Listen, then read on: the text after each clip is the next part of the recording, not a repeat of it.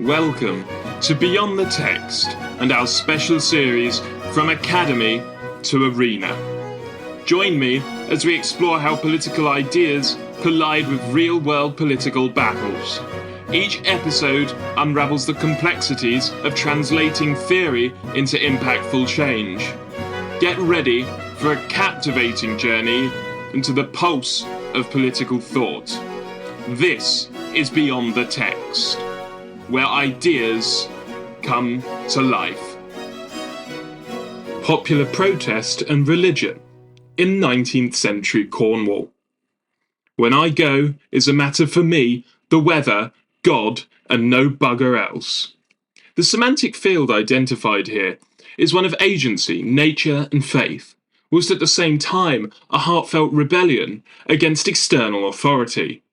On the matter of faith, Nick Dark, in his The Riot, is here highlighting the long-standing intertwining essence of religion and tendency to protest authority that can be found in the Duchy of Cornwall.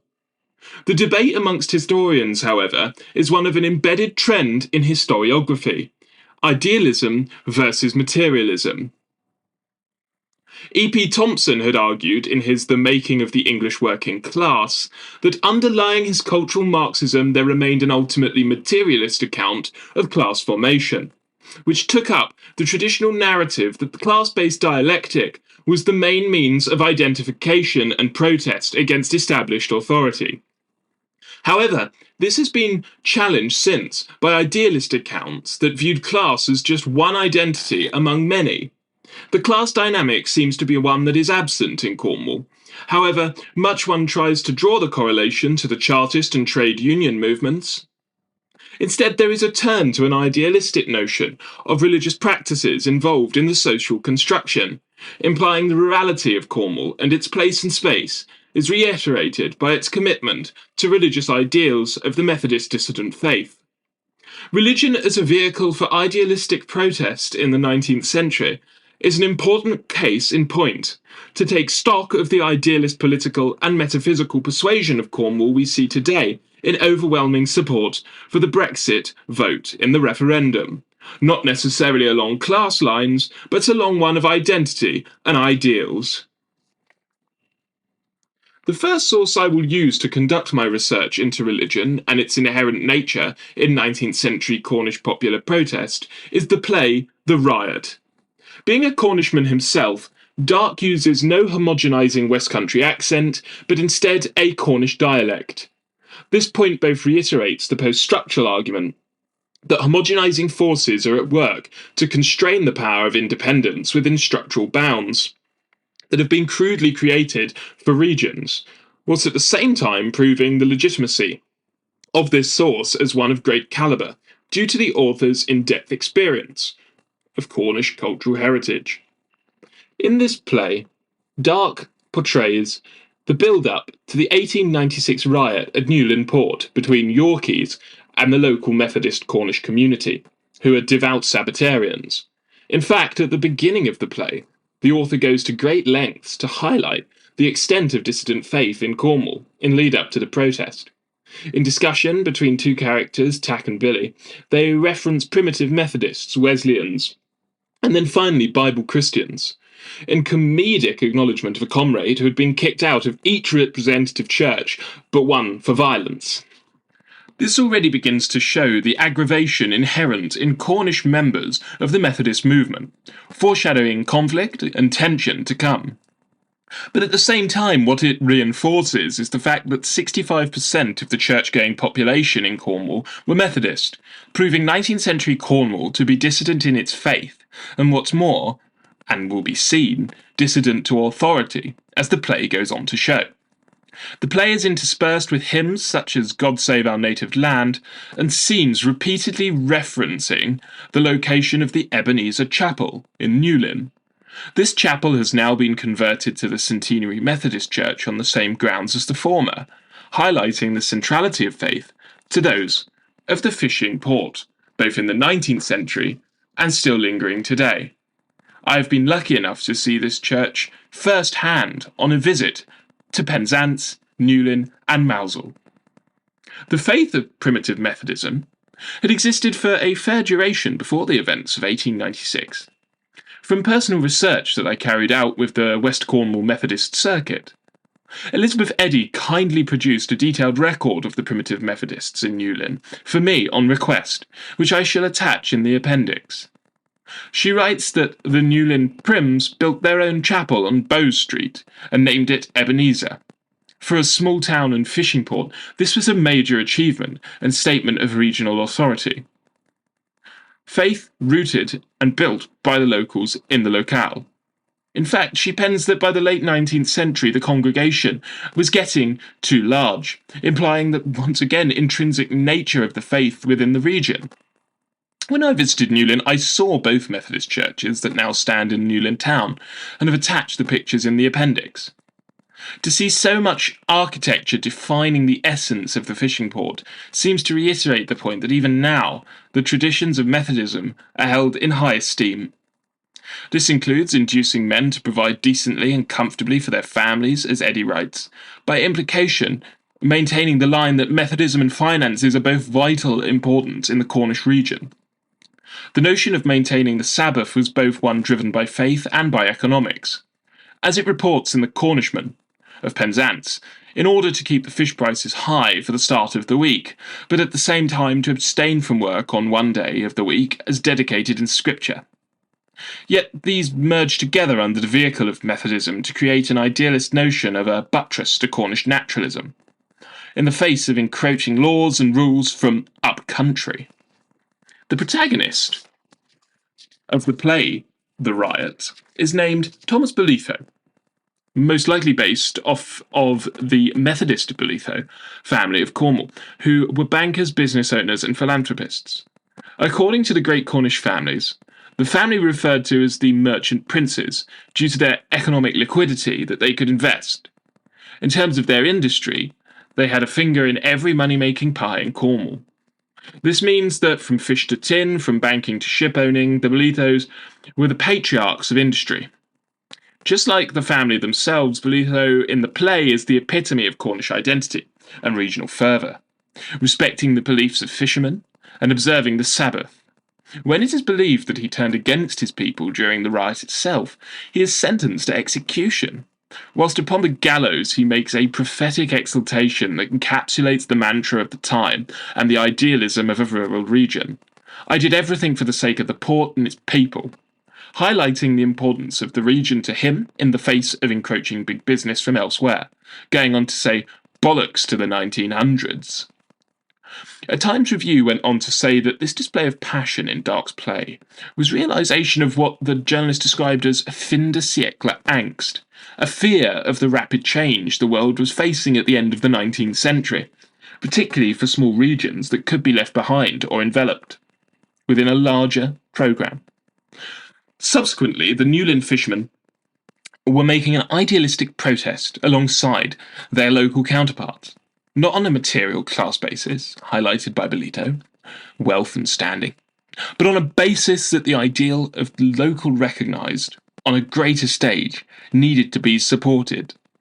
Furthermore, the Times Review went on to pen that the play highlights the community feel of Cornwall in its entirety, its shared discursive social construction of communal living. Before the 20th century aesthetes descended, this reinforces that the Methodist movement, intertwined with fishing riots, sought to create a discourse of independence in life and culture in Cornwall that was not to be homogenised and cast upon by up-country. Through ensuring their religious identity, they reinforced their local community in the face of mounting pressure from military forces that eventually quelled the riot, whilst instilling an ideal of what rurality, in this case Cornwall, was. Moreover, the threat of riot to national stability was clearly shown semantically, through the signifier that 300 fully armed troops of the Royal Berkshire Regiment were stationed on the streets, implying the signified which was an unnecessary show of strength in such a small Cornish town. This reinforces the vocal ability of the local Methodist community to get their cause so clearly heard, not only across the county but across the nation, and it provoked a disproportionate display of arms in retaliation to the fishing protest. In fact, This point is either knowingly or unknowingly hyperbolized in the riot, where Nick Dark claims that 600 troops disembarked the steam train in Penzance. Regardless of the true number, whether it be 300 or 600, the fact of the matter is this: the conflict between the Cornishmen and the Yorkies had caused quite a stir on the national stage, structurally reinforcing Cornwall's identity as dissident in religion and dissident in faith. Furthermore, the scene just outside of Penzance went so far as to make motion in Parliament itself.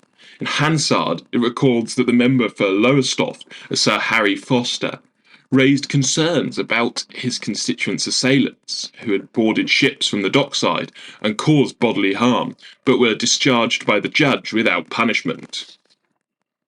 The Lowestoft sailors were threatened by 20 men who set out to board the Lowestoft crafts, and argued that they were Cornishmen fighting for truth, honesty, and Christianity. This again highlights the interrelated nature of faith and fishing in the Newlyn community. They didn't feel that their fisheries and local industry should be threatened simply due to their differing local traditions. The Methodist objection to Sabbath labour underscores an identity in Cornwall that therefore seeks to be both culturally and economically independent of the rest of the nation. Moreover, it's no wonder that the men of Cornwall wanted to send a message to Parliament, as it was reported that members of the House laughed and shouted no to objections over Sunday fishing, rather seeming to condemn the violence and ignore the roots that stem to the conflict. This shunning and mockery from the capital would clearly have infuriated those of the dissident faith, due to its hateful and bigoted fashion, and thereby inspire them to further reiterate their belief by protesting against an overreaching regime that furnished them with no respect for their traditions whatsoever.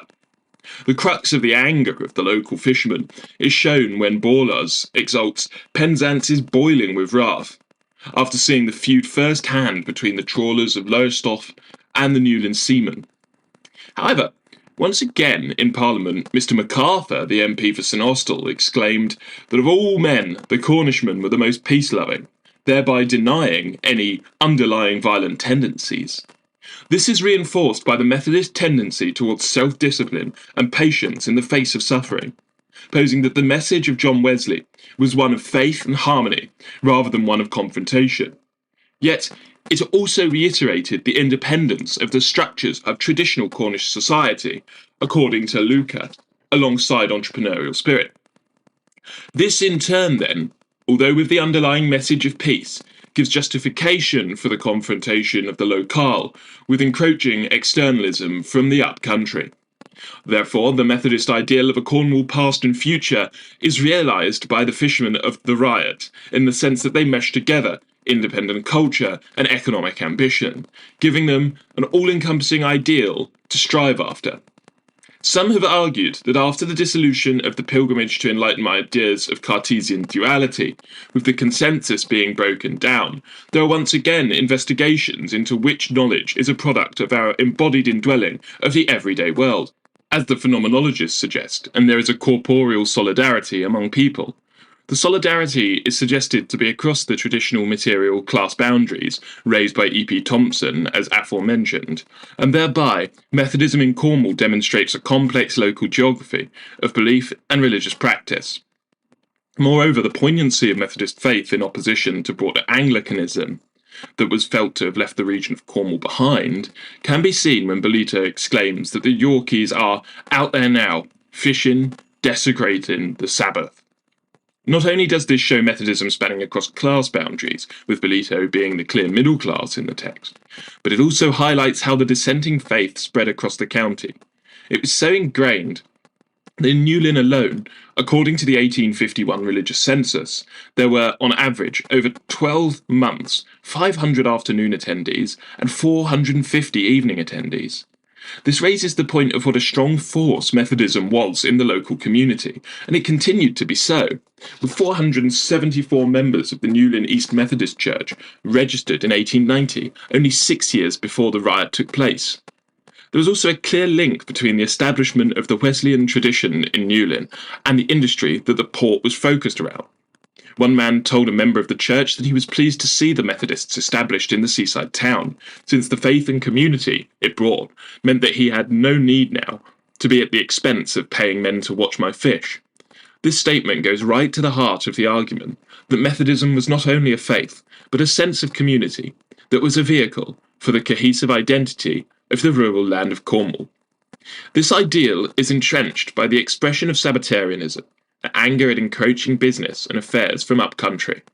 Although the Wesleyan hymns and traditions had in fact preached peace, and in the riot it is clear that violence is not the option most preferable, when Billy says, "We got to get through this without a blow being struck. We got no quarrel with Yorkies, bar the Sunday fishing."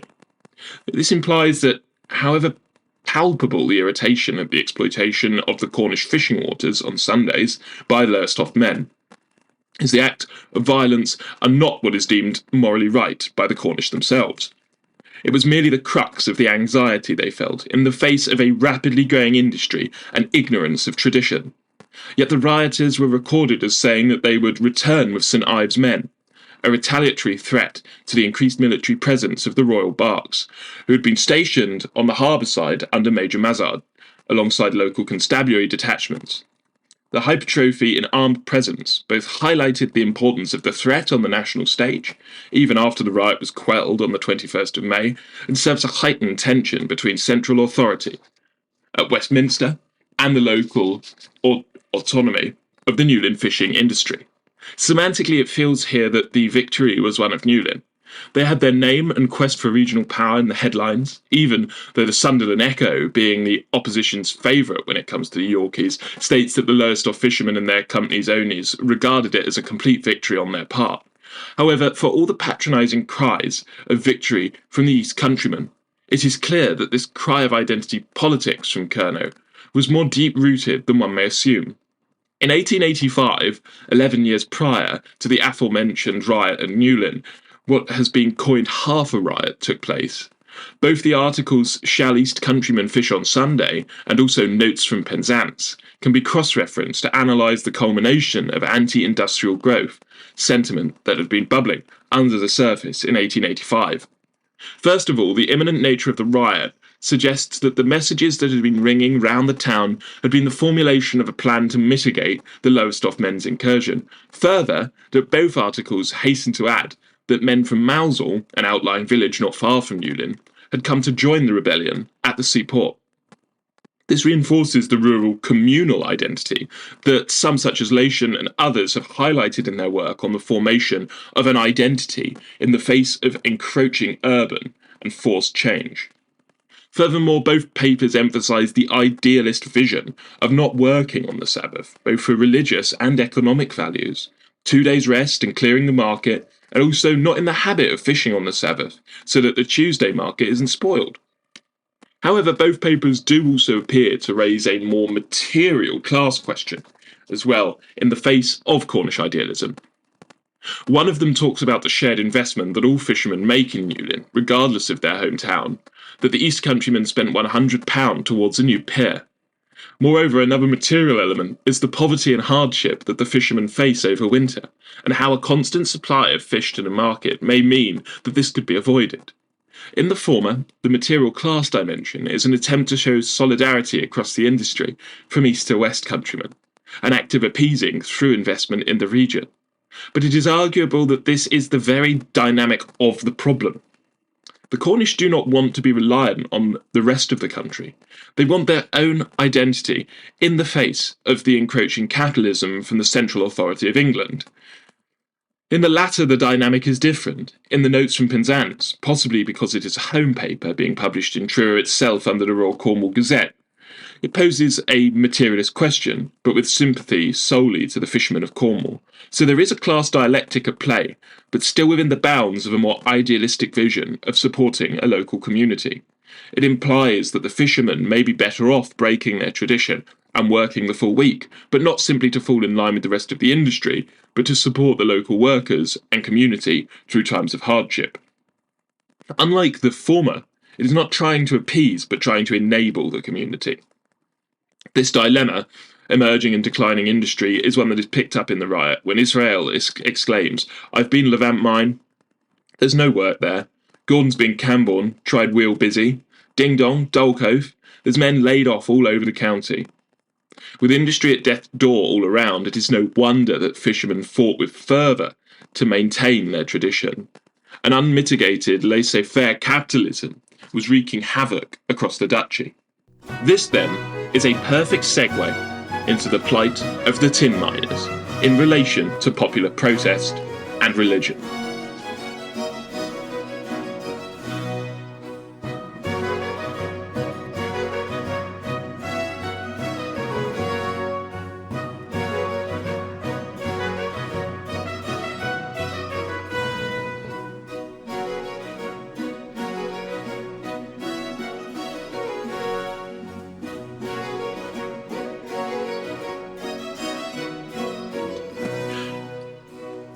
Now, as most people know, mining was a core industry all along the peninsula of the West Country. Yet as the 19th century progressed, the sector was on decline. As the labouring miner states, the decline was as spectacular as the rise, implying that as strong as the tin market was in Cornwall, with the same force, it was falling apart. The close of the century brought with it the close of the Cornish industries, reinforcing the idea of fin de siècle angst that could be felt amongst the community. Along with this deindustrialisation came protest, but it appears that this was not of a political or material class-based form, rather one inspired and provoked by faith, therefore making it once again an idealistic movement. In fact, Methodism and mining had become so linked that it was difficult for contemporary social commentators to talk of the latter without mentioning the former. This then clearly indicates the intrinsic nature of faith to the mining community, that it is a premise that a miner should be of the dissident church. This directly feeds into the riot that exploded in 1882 in Camborne, the centre of the mining district in Cornwall. This was instigated when lenient charges were given to Irish descendants based in Cornwall, all of which were of the Catholic faith. After a brawl had broken out between native Cornishmen and migrants who had moved more recently to the area, the cry went up that the punishment was not half enough. Subsequently, the excitement caused between the two groups provoked an uproar that led to further violence. The Cornish miners were fed up of the lack of discipline being enforced upon the Catholic migrant community, whilst it felt like the state was acting on the opponent's side. Therefore, there is both a political and religious tone to this situation. The protest that arose was in duality against the state being led from Westminster, and the religion that had come with the Irish to Cornwall. In fact, the Catholic Herald states that Cornwall is a notoriously nonconformist, even anti-Catholic society. The riot itself culminated in cross-community aggravation and proceeded to have involved assaults on Irish people, attacks on their homes, and damage to the local Roman Catholic Church. The chapel was vandalised, in a sense as a vehicle of the disharmony within the Cornish community. They felt they had been encroached by power and people beyond their control. The identity of Cornwall was at stake, and the miners, already aggravated by the demise of their industry that had been underway in the last decade, were not going to let it slip out of their hands. They first smashed all the panes of glass, destroying the very fundamental structure at the epicentre of a local Catholic faith that had been established under the recent migration. In terms of actual prior protest to the demise of the industry, there had been very little. As Rule proclaims, there were only 7 strikes in the local mining industry between 793 and 1859, implying by its time frame that protesting zeal only emerged as the industry itself was fundamentally threatened. Therefore, that in combination with an already entrenched dissident faith, made it no surprise that protest emerged when Catholics began to brawl with the miners in the local public houses. The combination of economics and religion was once again at play, merging to form an idealist rather than material element, searching for identity in a rapidly changing world sphere. Since the union of the United Kingdom and Ireland was still in place at this point in time, on the 24th of April 1882, 4 days after the rioting had occurred in the West Country. The MP for Waterford in Ireland, a Mr. Leamy, got up from his seat in the chamber and was clearly concerned for the welfare of his nationals. In Hansard, it records that the followers of the papal faith have been subjugated by the local Cornishmen, and that the houses of the Irish in the town were wrecked. With the Catholic insurgency versus the underlying inherent Methodist faith, as aforementioned, in the local mining community, the member for Waterford was clearly raising a concern that there was a failure of integration across the Duchy. Yet a fellow member from Ireland in the chamber also proceeded to arise and follow the statement, casting a savage indictment upon the state itself, posing that no precautions were taken to prevent the threats being carried out. This statement being directed at the Secretary of State for the Home Office, Sir William Harcourt, and his underlings within the service across the British regions. It implies that the British state, itself being an anti-papal constitution, had actively turned a blind eye to the protests and violence that exploded in Camborne.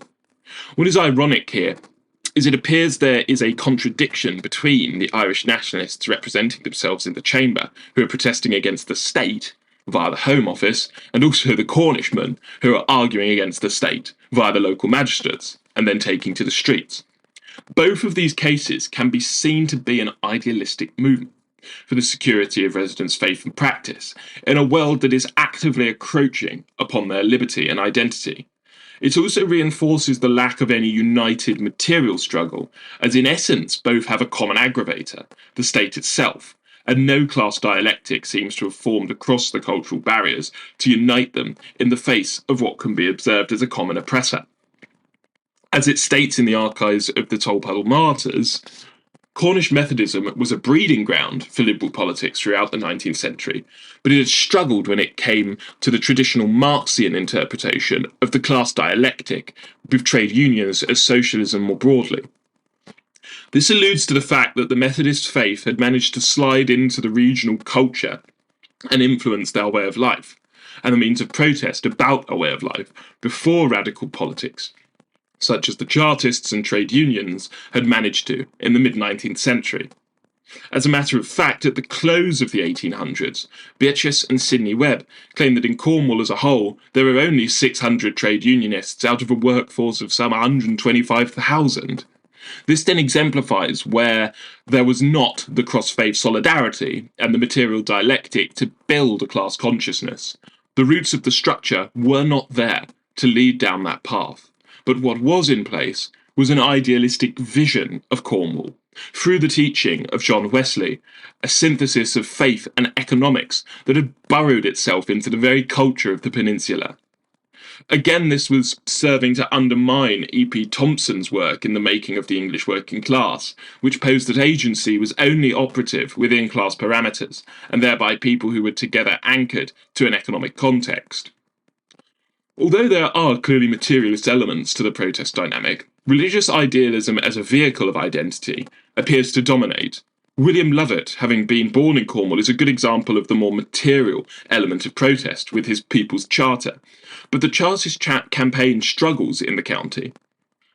Altogether, this means that the protest at Camborne was an exemplification of the broader movement of popular protest, identity politics through faith, that was being exerted across the broader British state.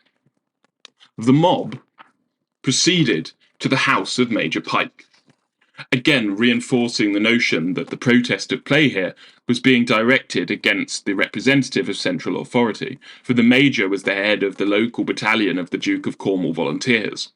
The attempt on these troops was futile, so the mob of Methodist miners proceeded elsewhere. The few days that this ensued was reported and spoken about by an increasingly concerned and frustrated government. On the 4th of May, another record in Hansard proceeds to report that in response to questions, the Home Secretary snapped that in relation to the Camborne rioting, the measures he had taken to repress them were successful, and he had urged on the magistrates the propriety and necessity of punishing the offenders. He concluded by exclaiming that it was all that I can do in the matter. Clearly, the identity politics in response to the insurgency of the Catholic faith and followers in Cornwall had shaken the heart of Westminster, for a town on the peninsula to be taking so much of the parliamentary business time, and the Home Secretary to be taking direct action himself. This is an exemplification of the aim of idealism, not material upheaval of protest, but linguistically, whether successful in protest or not, to be recognised. As Deacon writes, for them, the Cornish political and economic integration did not result in a loss of identity. The failure to win the material struggle of the industry was not the protest's sole aspiration. In fact, a semantic space opened up with the decline of Cornwall's staple industry, metal mining, after the 1860s. This shows that the protest is an idealistic one, with the Methodist miners making a statement linguistically, that their tradition and faith be recognised by the overarching state, regardless of the actual decline in the industry, which by this point had declined to such an extent that by 1880 to 1885, output was only 26,150 tonnes in comparison to the years 1855 to 60, where it stood at 191,130 tonnes.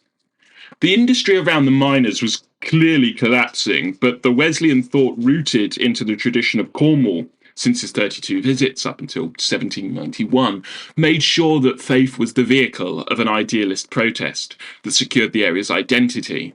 With this more social constructivist interpretation of the bonds of social formation and identity, there came a less materialist understanding of the reformation of identity.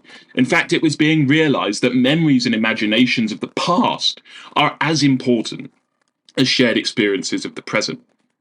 The community rooted around economy and faith with this plural history.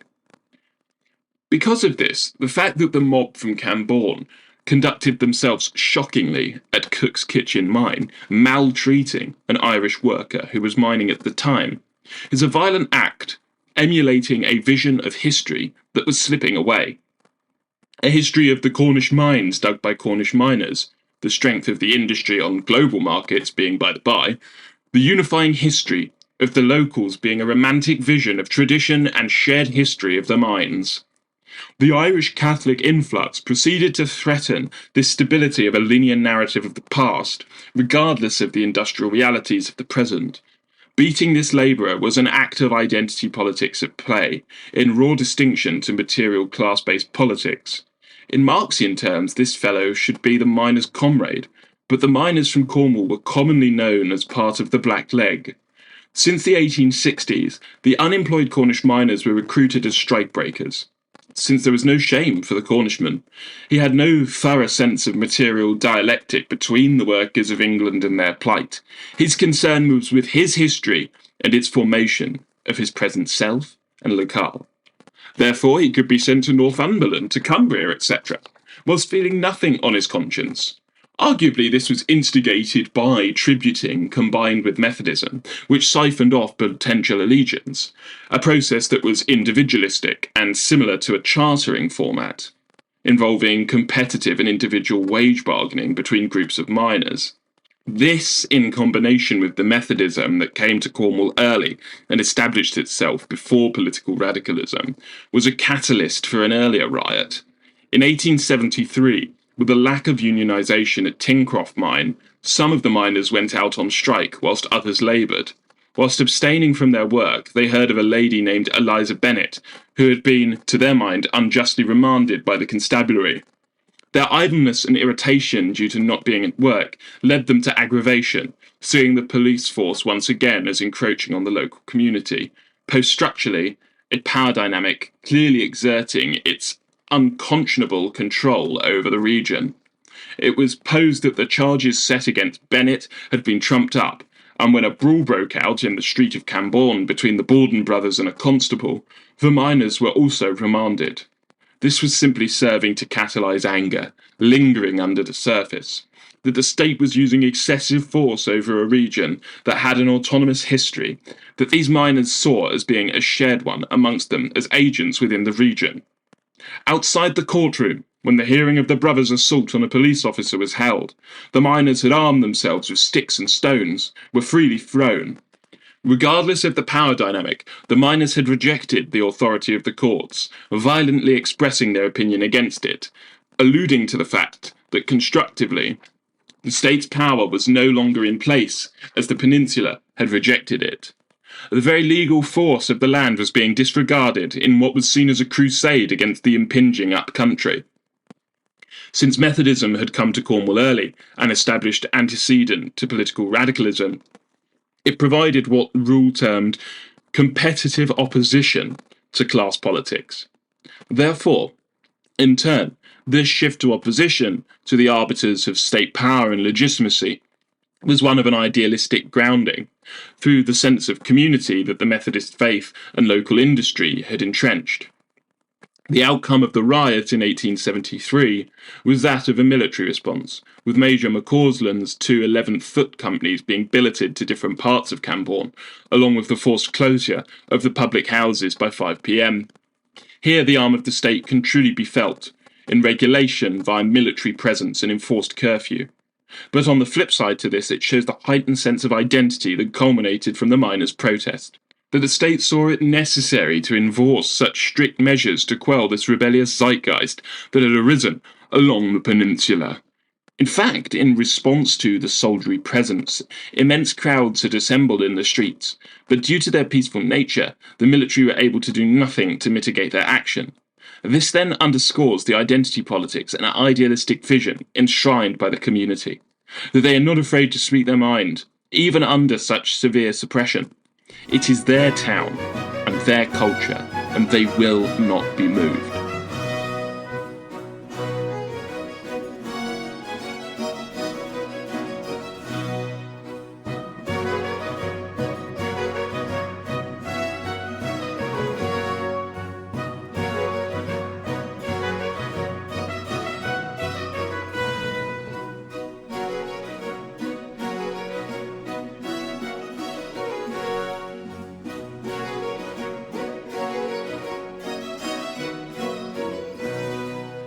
Yet, there is an element of the material dialectic that can be located in the land of Curnow.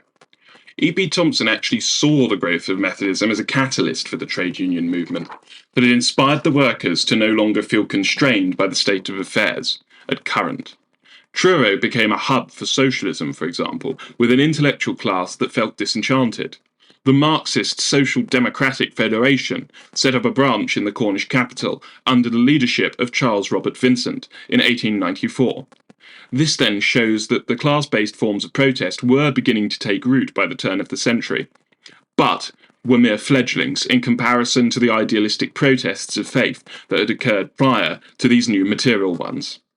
As a matter of fact, Vincent was convinced to become an organiser for the Workers' Union, but as far as the ballot box was concerned, the electorate of the region were only returning a slate of around 1.5% of the vote, under a candidate named Jack Jones. This may be because Methodism itself didn't embrace democratic politics, being more focused on changing minds when it came to higher and holier thoughts, rather than the upheaval of the political system. However, to some degree Thompson could be correct with his analysis of faith being a springboard to left-wing politics in a political arena. As Cornwall's industry began to decline, its miners were sent across the globe to locales where their skills and talents were in demand. Throughout the 19th century and then into the dawn of the 20th, the Cornish diaspora spread across the world, its mining and Methodism relocating to new cultural dynamics. By 1891, the Cornish migration to Australia had founded the United Labour Party of South Australia. Its first MP was a Cornish Methodist, Richard Hooper.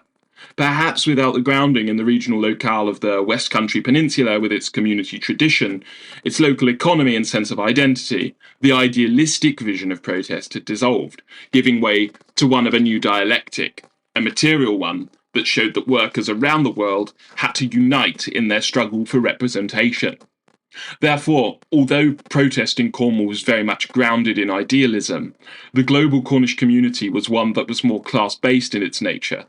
But even within the post-industrial world of global demand, there can still be found a reminiscence to that idealistic age. Take the song Cornish Lads, a song by Richard Bryan that is a part of the Cornish symbolic heritage, along with the Trelawney and the flag of St. Piran. It proclaims we'll do as we have done before, go out to roam the wild world o'er. This immediately implies a reminiscent, both melancholic and aspirational outlook upon Cornish culture and community. It suggests that although the locale on the topsoil of the earth may have changed for the workers of the lands of the West Country, the sense of who they are, where they've come from, and what they stand for is still deep-rooted in the lifeblood of the people.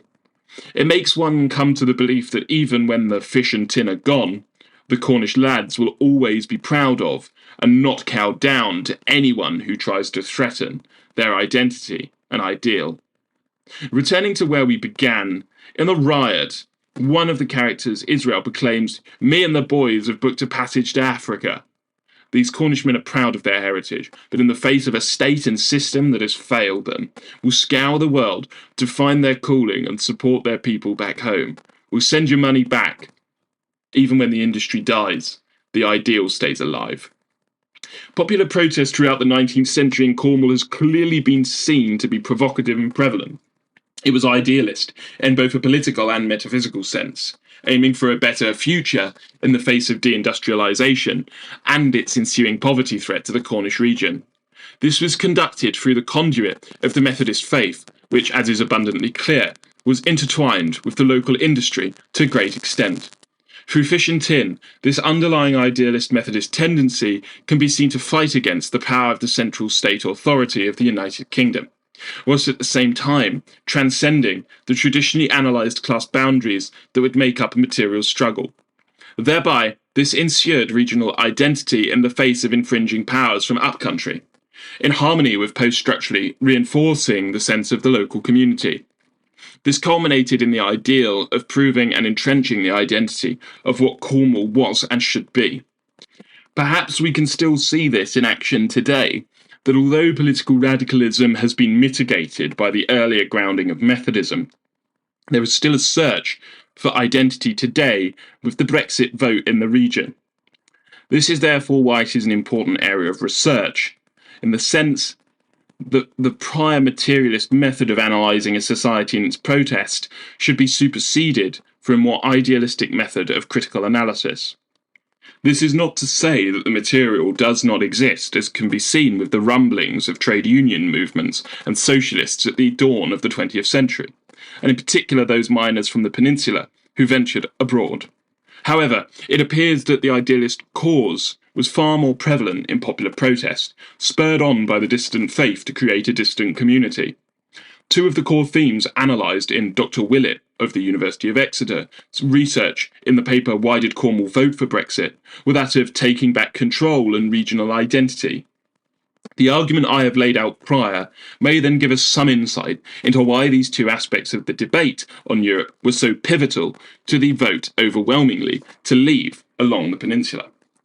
Due to the new regionalism of the reforms under governments in the 1990s and 2000s, such as New Labour, regionalism had led to significant growth in the importance of Cornish identity within Cornish civil society. This shows that the identity politics that we have observed in the 19th century can still be seen today in the face of powers not only from central British government, but across Europe in international organisations. Some will jump to the conclusion that the 56.5% of Cornwall that voted to leave would have been dominated by the left-behind, lower classes of industrialisation. But as Dr. Willett's paper points out, as a matter of fact, 59% of Leave voters in Cornwall were from the middle classes. As this demographic shows that the vote transcended class boundaries, it may be time to rethink the traditional material method of analysis when it comes to protest, as this vote was a protest against the establishment and status quo of power located far away. Perhaps instead, we should, as Foucault coins, genealogically break down the identity politics and idealism that was at play in the 19th century and apply it to today, so as to analyse the current movements across the region. This is not to ignore E.P. Thompson's more material outlook, but to appreciate the uniqueness and history of the Cornish ideal and its religious roots along the class-based forms of protest. And that is why I feel that this is an important piece of research for historians and subsequently the ensuing dynamic of current affairs. Thank you for joining us in Beyond the Text, and until next time, keep questioning, keep learning, and keep discovering the intricate intellectual threads that lie beyond the text.